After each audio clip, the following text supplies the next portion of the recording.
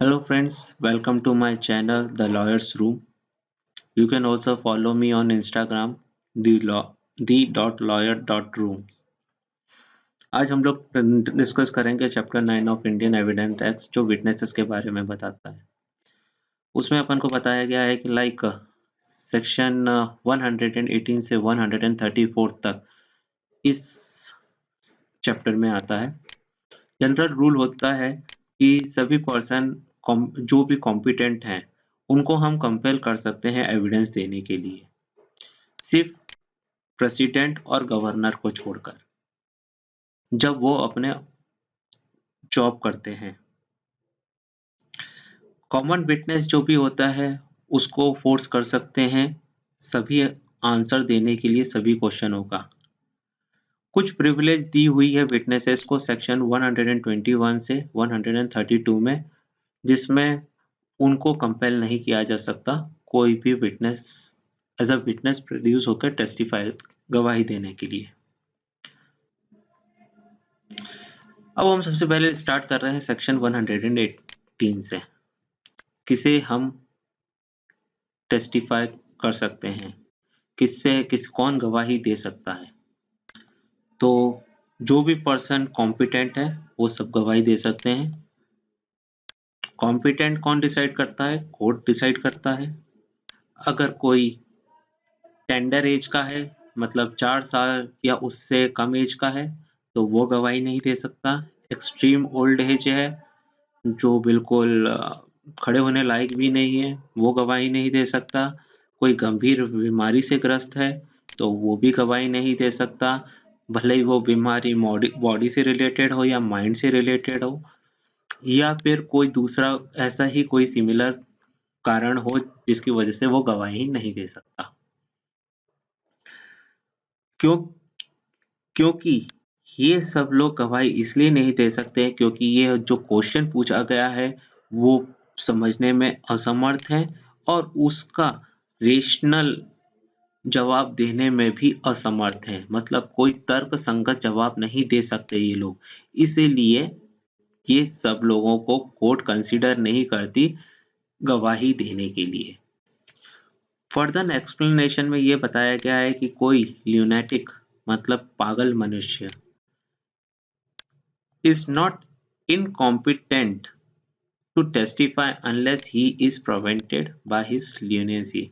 जब तक वो पागल नहीं है तब तक वो टेस्टिफाई मतलब अपने गवाही दे सकता है, क्योंकि वो उस क्वेश्चन को समझ सकता है और उसका आंसर दे सकता है। बट अगर पागल मनुष्य हो गया है तो फिर वो गवाही नहीं दे सकता, क्योंकि वो क्वेश्चन भी नहीं समझ सकता और उसका तर्क संगत जवाब भी नहीं दे सकता। एक केस था Dhanraj Shrimati Venubal versus state of Maharashtra 2002 का। उसमें बताया गया है कि 8 साल का बच्चा भी विटनेस अपीयर हो सकता है। दूसरा केस था स्टेट ऑफ यूपी वर्सेस छोटे लाल एयर 211। उसमें ये बोला था कि जो प्रोसिक्यूटिक्स मतलब जो विक्टिम ऑफ सेक्स ऑफेंस, उसको हम सह अपराधी की तरह नहीं कंसिडर कर सकते और उसकी गवाही जो होगी वो रिलायबल है अगर, तो वो सफिशिएंट है किसके लिए? टू कन्विक्ट द कल्प्रिट, और उसके समर्थन के लिए उसको कोई भी अन्य एविडेंस की जरूरत देने की जरूरत नहीं है। बट ये ओनली तब है जब उसकी जो टेस्टिमनी है वो रिलायबल फाउंड की जाएगी। ऐसे ही एक और केस था आर वर्सेस हिल। उसमें पूछा गया था कि क्या जो पर्सन स्पिरिट से बात मतलब आत्माओं से बात कर सकता है, कैन दे टेस्टिफाई, वो गवाही दे सकते हैं? तो यस, वो डॉक्टर की परमिशन से, डॉक्टर की सर्टिफिकेशन के बाद सर्टिफाई कर देगा जबकि हाँ ये कैपेबल है टेस्टिफाई के लिए, तब वो गवाही दे सकता है। क्योंकि एक माना गया है कि जैसे मार्टिन ल्यूथर किंग था, वो प्रेत आत्माओं से लड़ाई करता था, आत्माओं से लड़ाई कर सकता था। सोक्रेट्स था ग्रेट फिलोसफर, वो आत्माओं से बातें करता था। अगर इनको हम रिलायबल पर्सन मान सकते हैं या फिर इनको कॉम्पिटेंट पर्सन मान सकते हैं टू टेस्टिफाई, तो हम बाकी लोगों को क्यों नहीं मान सकते हैं? सेक्शन 100 एंड 119 ये बताता है कि उन विटनेसेस के बारे में बताता है कि जो कि वर्बली कम्युनिकेट नहीं कर पाते हैं। जो इंसान वर्बली कम्युनिकेट नहीं कर पाता है, वो किसी अन्य मैनर्स से भी अपना एविडेंस दे सकता है, जिससे बट वह ऐसा एविडेंस देना चाहिए, ऐसी तरीके से देना चाहिए जिससे पूरा स्पष्ट हो कि हाँ, क्या कहना चाहता है। यह जो पर्सन कम्युनिकेट नहीं कर सकता, वो कैसे दे सकता है? बाय राइटिंग और बाय साइन। बट ये जो राइटिंग और साइन है, ये कहाँ पर होना चाहिए? ये सिर्फ ओपन कोर्ट में ही होना चाहिए और इसको हमेशा एज एन ओरल एविडेंस ही कंसिडर करेंगी कोर्ट। कोर्ट जो है वो किसी का भी असिस्टेंस ले सकती है, जैसे कि इंटरप्रेटर हुए, स्पेशल एजुकेटर हुए। कब? जब इनका स्टेटमेंट रिकॉर्ड करेगी और इसको है ना उनको वीडियोग्राफ भी करना पड़ेगा। जैसे कि अब केस डिसाइड करते हैं कि ये केस था क्वीन एम्प्रेस वर्सेस अब्दुल्ला 1885। उसमें बोला गया था कि गेस्चर्स के इशारों से भी अगर कोई स्टेटमेंट देता है, तो उसको भी हम कंसीडर करेंगे और उसको एज एन ओरल एविडेंस हम लोग कंसीडर करेंगे। दूसरा केस है स्टेट ऑफ राजस्थान वर्सेस दर्शन लाल। उसमें बोला था कि डम पर्सन भी अपनी गवाही दे सकता है, टेस्टिफाई कर सकता है। कब? जब वो राइटिंग में लिख के देगा। बट हाँ, Azad Khan versus state of Bihar 2019 में बोला गया था कि सिर्फ सर हिलाने से ही गवाही हो जाएगी, यह एक्सेप्टेबल नहीं है। Not is not acceptable. अब हम बात करते हैं सेक्शन 120 की। ये हस्बैंड्स और वाइफ के बारे में बताता है in criminal and in civil suits. कहने का मतलब यह है कि इन क्रिमिनल हो या सिविल सूट्स हो, प्रोसीडिंग हो, हस्बैंड और वाइफ अगर केस आता है, उनके बीच में कुछ केस चल रहा है, तो वो कॉम्पिटेंट विटनेस हैं एक दूसरे के बारे में गवाही देने के लिए। सेक्शन 133 बताता है सह अपराधी के बारे में, जिसको बोलते हैं एक्कम्प्लाइज। जो एक्कम्प्लाइज है वो एक कॉम्पिटेंट विटनेस हो सकता है अगेंस्ट एक्यूज्ड पर्सन के। एक्यूज्ड पर्सन के अगेंस्ट वो एक competent witness as a present हो सकता है। और अगर कोई कन्विक्शन होती है उसके टेस्टिमनी, उसकी गवाही देने से, तो वह इल्लीगल नहीं मानी जाएगी। क्योंकि मैं बता दूं कि लाइक सेक्शन अगर इसको अपन रीड करते हैं विद सेक्शन 114 वी में, तो उसमें बोला गया है कि जो भी एक्यूज्ड का सह अपराधी है या कंप्लेस है, उसकी गवाही नहीं मानी जाएगी। बट उसकी गवाही हम इस सेक्शन 133 में मान सकते हैं विथ पर्टिकुलर एविडेंस, कि कोई उसका साथ कोई कोरोबोरेटेड एविडेंस देता है, कि कोई मजबूत आधार देता है, तो हम उसकी गवाही मान के और कन्विक्शन भी कर सकते हैं। एक्कम्प्लिस मतलब 3 तरीके के हो जाते हैं। एक तो होता है जो प्लानिंग करता है और जो इंस्टिगेट करता है क्राइम कमिट करने के लिए। दूसरा होता है जो एक्टिव रोल प्ले करता है क्राइम कमिट करने में। और तीसरा होता है वह ऑफेंडर, वो ऑफेंडर की जो हेल्प करता है उसको छुपने में, या फिर विटनेस को थ्रेट देने में, या एविडेंस मिटाने में, या किसी और तरीके से वो एक्यूज की हेल्प करता है। तो ये 3 तरीके के होते हैं एक्कम्प्लाइज। एक केस भी था कोखानगिरी versus state of West Bengal. उसमें बोला गया था कि सिर्फ एक्कम्प्लिस के गवाही पर ही डिसीजन लाए नहीं करना चाहिए, क्योंकि वह सेफ नहीं है। बट हाँ, अगर उसके साथ कोई कोरोबेटिव एविडेंस, स्ट्रॉन्ग कोरोबेटिव एविडेंस देता है accomplice, तो फिर हम उसके हिसाब से डिसीजन ले सकते हैं। सेक्शन 134 हमको ये बताता है नंबर ऑफ विटनेसेस। तो नंबर ऑफ विटनेसेस कितने भी हो सकते हैं, इसका कहीं पे भी बताया नहीं गया है कि नंबर ऑफ विटनेस कितने होना चाहिए, as many as it is possible। But एक केस था अमर सिंह वर्सेस बलविंदर सिंह। उसमें जज ने ये बोला था, कोर्ट ने डिसीजन ये दिया था कि मल्टीपल विटनेस की जरूरत नहीं है। अगर वो एक ही इंसिडेंट, एक ही सेम इवेंट बताते हैं तो मल्टीपल विटनेस की जरूरत नहीं है। 2 से 3 भी अगर एग्जामिन करेंगे तो भी चलेगा। बट हाँ, उनकी विटनेस की जो टेस्टिफाई है वो किस पे डिपेंड करता है, उनकी क्वालिटी एंड क्रेडिबिलिटी पे। कितनी क्वांटिटी है वो नहीं, ऐसा नहीं है कि बहुत सारे अपन ने गवाह प्रस्तुत कर दिए तो वो सही हो जाएगा। जब तक उसकी क्वालिटी और क्रेडिबिलिटी नहीं है तब तक वो यूजलेस है। और अगर एक या 2 या 3 विटनेस की क्वालिटी और क्रेडिबिलिटी बहुत ज्यादा है गवाही देने में, तो फिर बाकी गवाही दे या ना दे वो मैटर नहीं करता। अभी तक हमने जितने भी सेक्शन के बारे में बात करी वो बताता है कि कौन-कौन गवाही देने के लिए कॉम्पिटेंट है। सेक्शन 121 टू 132 हमको यह बताता है कि विटनेस को कब-कब छूट मिली है गवाही देने में। यह सेक्शन हमको बताता है 121 से 132 तक कि जनरल रूल तो ये बोलता है कि सभी विटनेस बाउंड होते हैं to tell whole truth and to produce any document जो उसके पोजीशन में है, काय के लिए, प्रेजेंट करने के लिए, जो मैटर इन इशू है उससे रिलेटेड। बट सेक्शन 121 टू 132 जो है वो एक्सेप्शन है जनरल रूल का।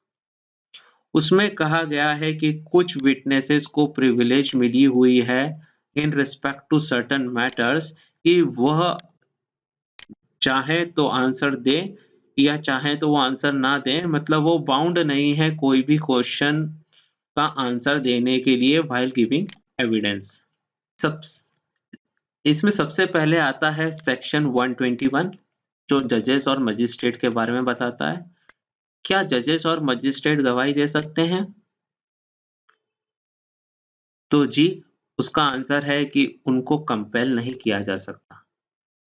जब तक कोई सुपीरियर कोर्ट का ऑर्डर ना हो, उनको कंपेल नहीं किया जा सकता। किस चीज के लिए कंपेल नहीं किया जा सकता? उनके कंडक्ट जो वो कोर्ट में एज अ जज और मजिस्ट्रेट करते हैं, एनीथिंग रिलेटेड जो उनके नॉलेज में आया है जब वो कोर्ट में एज अ जज और मजिस्ट्रेट अपना काम कर रहे थे, तो जब तक उनको कंपेल नहीं कर सकते जब तक आपके पास कोई सुपीरियर कोर्ट का कोई ऑर्डर ना हो कि हाँ, आपकी गवाही देना आपको बहुत जरूरी है। ठीक है ना? तो यही बताया गया कि he may be examined as to other matter with occurrence in his presence while he was so acting। मतलब वो एग्जामिन किए जा सकते हैं किसी और मैटर में उनकी प्रेजेंस से रिलेटेड जब वो एज अ मजिस्ट्रेट और एज अ जज एक्ट कर रहे थे। बट उसके लिए फिर भी यही बोला जाएगा कि सुपीरियर कोर्ट के ऑर्डर्स चाहिए। इसके इलस्ट्रेशन दिए हुए हैं 3। पहला इलस्ट्रेशन ये बोलता है कि ए जब ट्रायल चल रहा था कोर्ट ऑफ सेशन में तो उसने कहा कि जो मजिस्ट्रेट बी ने था उसने जो डिपोजिशन लिया था वो इनप्रॉपरली लिया। तो वहां पे ये बात हुई थी कि मजिस्ट्रेट जो बी जो है वो कंपेल नहीं किया जा सकता उसका आंसर देने के लिए जब तक कोई स्पेशल ऑर्डर सुपीरियर कोर्ट का ना हो।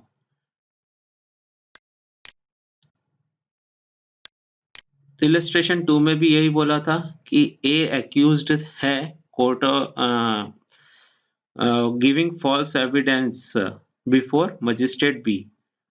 तो मजिस्ट्रेट बी जो है can not be asked what the A said, मतलब ये नहीं, मजिस्ट्रेट बी से नहीं पूछ सकते कि उसने ए ने क्या कहा था। तो वो उसके टेस्टिफाई नहीं कर सकते जब तक कोई special order of superior court ना हो।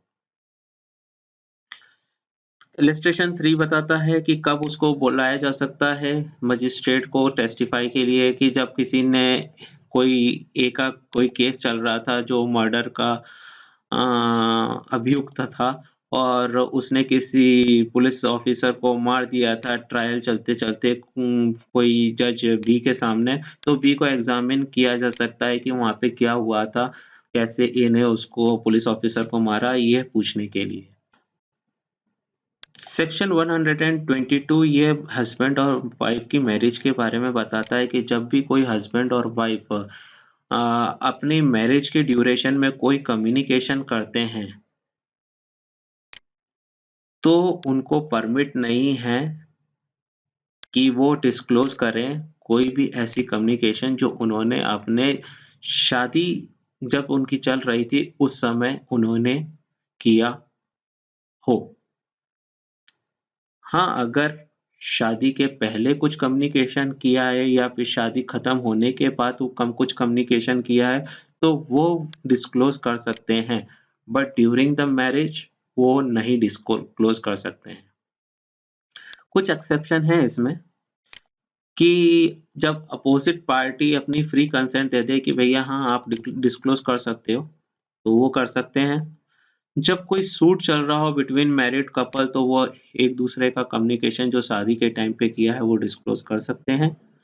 और जब one spouse is prosecuted for criminal, कोई कोई क्राइम कमिट किया है कि एक स्पाउस ने, तब वो दूसरा स्पाउस जो है वो अ, मतलब डिस्क्लोज़ कर सकता है, कुछ भी कम्युनिकेशन जो उनके शादी के दौरान हुआ हो। एक्चुअली ये जो प्रिंसिपल है, ये बेस्ड है आपकी पब्लिक पॉलिसी पे। इसमें काफ़ी केसेस हैं, जैसे कि MC वर्जेसी versus TJ Oran air. इसमें क्या हुआ था, the communication before and after is not protected. जो मैंने बताया था कि शादी के पहले या शादी खत्म होने के बाद अगर कोई कम्युनिकेशन होता है, तो वो इसके अंदर प्रोटेक्टेड नहीं है। बट जो प्रिविलेज है वो हमेशा कंटिन्यू रहेगी, भले ही वो डेथ हो जाए किसी की या डाइवोर्स हो जाए। अगर कोई बात शादी के दौरान की गई है, जब शादी चल रही थी, तो उसको वो डिस्क्लोज़ नहीं कर सकता, कभी भी। एक और केस था, केस नवाब औलादार वर्सेस एम्परर 1913। उसमें बोला था क्या विडो अलाउड है डिस्क्लोज़ करने के बाद जब उसका हस्बैंड मर जाता है? तो तब भी विडो अलाउड नहीं है। सिर्फ तभी अलाउड है जब हस्बैंड का रिप्रेजेंटेटिव उसको कंसेंट देगा, अलाउ करेगा। सिर्फ तभी वो कर सकता है, बता सकता है, डिस्क्लोज़ कर सकता है।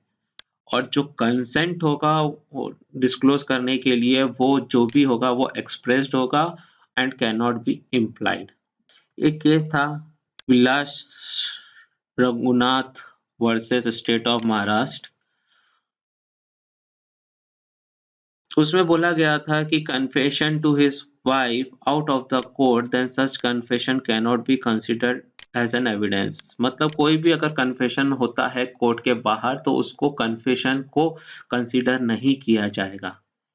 Shankar versus state of Tamil Nadu में भी एक आया था डिसीजन, उसमें था कि अगर accused confess his offence to his mistress, मतलब रखील को अगर वो कुछ कन्फेस करता है, तो वो भी इस सेक्शन के अंदर प्रोटेक्टेड नहीं है, वो भी ऐसा एविडेंस कंसिडर किया जाएगा। राम भरोसे वर्सेस स्टेट ऑफ यूपी, उसमें लिखा था कि कोई भी एक्ट वो प्रोटेक्टेड नहीं है, कम्युनिकेशन प्रोटेक्टेड है बट एक्ट प्रोटेक्टेड नहीं है, और वो एज अ एविडेंस एडमिसेबल हो सकता है।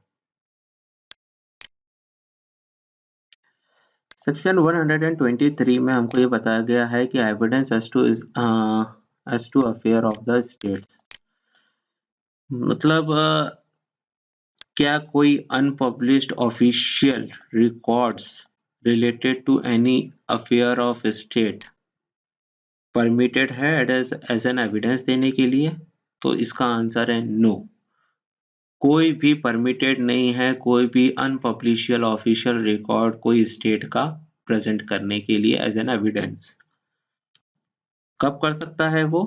एक्सेप्ट जब उसने परमिशन ली हुई हो किसी हेड ऑफ द डिपार्टमेंट से जो उससे कंसर्न्ड हो, और उसकी परमिशन जब वो सामने वाले को लगे कि ये ऐसी परमिशन फिट है, एज ही थिंक फिट, वो शैल गिव, जो दे उसको लगे कि हाँ ये इंफॉर्मेशन दे सकते हैं, ये ऑफिशियल रिकॉर्ड्स दे सकते हैं।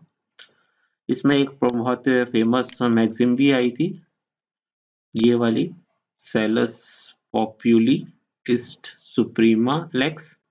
मतलब उसमें यही बोला गया था कि पब्लिक का वेलफेयर सबसे ज्यादा इम्पोर्टेंट है और सब it is an highest.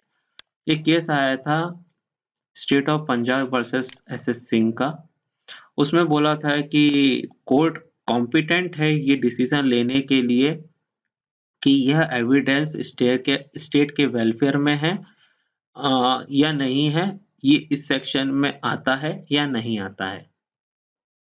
Section 124 बताता है ऑफिशियल कम्युनिकेशन का। मतलब कोई भी public officer, no public officer compel नहीं किया जा सकता टू डिस्क्लोज द इंफॉर्मेशन। जो एक ऑफिशियल इंफॉर्मेशन है उसको इंफॉर्मेशन को डिस्क्लोज करने के लिए उसे कंपेल नहीं किया जाता जो कि पब्लिक इंटरेस्ट में है, और अगर उसको डिस्क्लोज किया तो हो सकता है कि पब्लिक इंटरेस्ट सफर हो। सेक्शन 125 जो बताता है information as to the commission of an offence, तो no magistrate of police officer shall be compelled. मतलब कोई भी मजिस्ट्रेट या पुलिस ऑफिसर कंपेल नहीं कर सकता जब उसको कोई इंफॉर्मेशन मिलती है कि कहाँ से उसको इंफॉर्मेशन मिली है किसी ऑफेंस को कमिट करने के लिए। वही सेम चीज है रेवेन्यू ऑफिसर के लिए कि उसको कहाँ से कोई कंप्लेंट मिली है वो बताने के लिए कंपेल नहीं किया जा सकता, बिकॉज उसमें एक जनरल थिंकिंग ये है कि जो इन्फॉर्मर की लाइफ है वो रिस्क में आ सकती है बताने पे कि कहाँ से हमको इन्फॉर्मेशन मिली है। सेक्शन 126 से 129 के बारे में बताया गया है कि जो प्रिविलेज दी गई है वो उस कम्युनिकेशन को दी गई है जो कि अटॉर्नी और उसके क्लाइंट के बीच में होता है, जो एक लॉयर और क्लाइंट के बीच में होता है।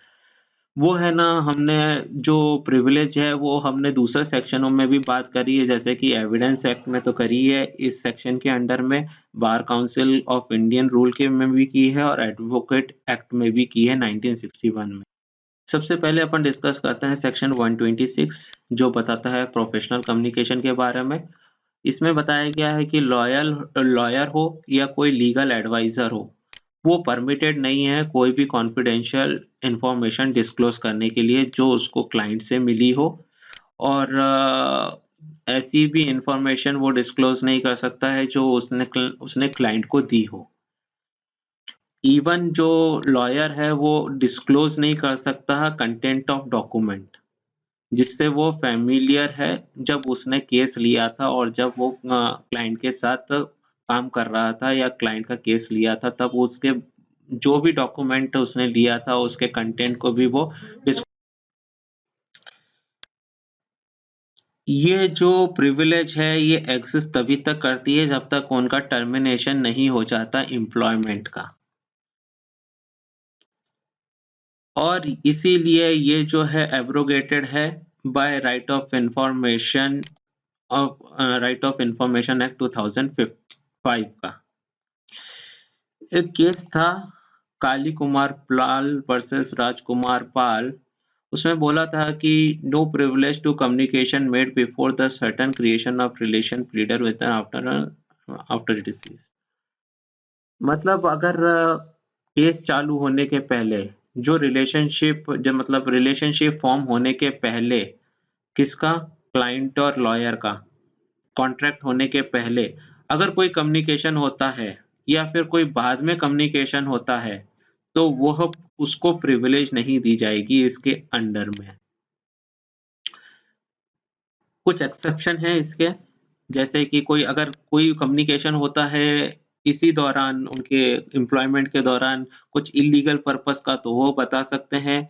कोई कम्युनिकेशन होता है related to crime, fraud commit हुआ है, तो उसके बारे में भी बता सकते हैं। Section 128 privilege not wave by the volunteer evidence, यह भी इसी से रिलेटेड है। कैसे रिलेटेड है सेक्शन 126 से? यह प्रिविलेज में तभी छूट मिलेगी जब लॉयर को एज अ विटनेस कॉल किया जाएगा और पार्टी क्वेश्चन करेगी related to the confidential matter, तब वह लॉयर उस कॉन्फिडेंशियल मैटर जो उनके रिलेशनशिप क्लाइंट और लॉयर के रिलेशनशिप के दौरान हुई थी, तब वह उस बात को बता सकता है। सेक्शन 127 बताता है कि कौन-कौन इसके दायरे में आता है। तो provision of section 126 apply to interpreters, clerk of servant of barristers, pleader, attorney और वकील।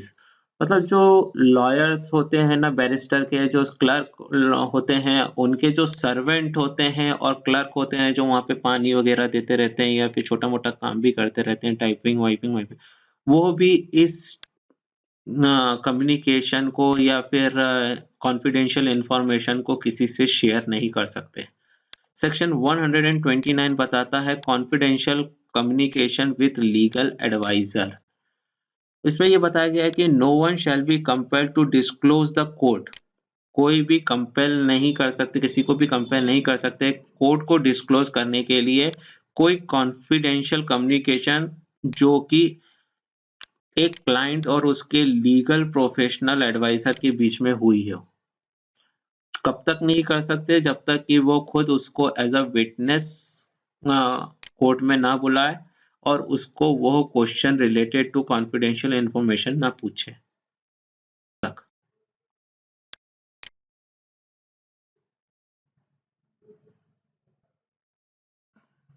सेक्शन 131 हमको ये बताता है कि प्रोडक्शन ऑफ डॉक्यूमेंट और electronic record which another person having could refuse to produce. मतलब कुछ इलेक्ट्रॉनिक रिकॉर्ड या डॉक्यूमेंट किसी और पर्सन के पास है पोसेशन में, तो वो रिफ्यूज कर सकता है। और वो जब तक नहीं प्रोड्यूस कर सकता है कि जब तक उसका कंसेंट नहीं लिया जा सकता जिसके पास वो चीज है उसको प्रोड्यूस करने के लिए। सेक्शन 132 जो बताता है witness not executive from answering on the ground that answer will be criminate. मतलब कि अगर कोई व्यक्ति किसी को एज अ विटनेस प्रोड्यूस होता है किसी मैटर में और उससे पूछा जाता है कोई question related to matter of issue, तो उसको जवाब देना पड़ेगा।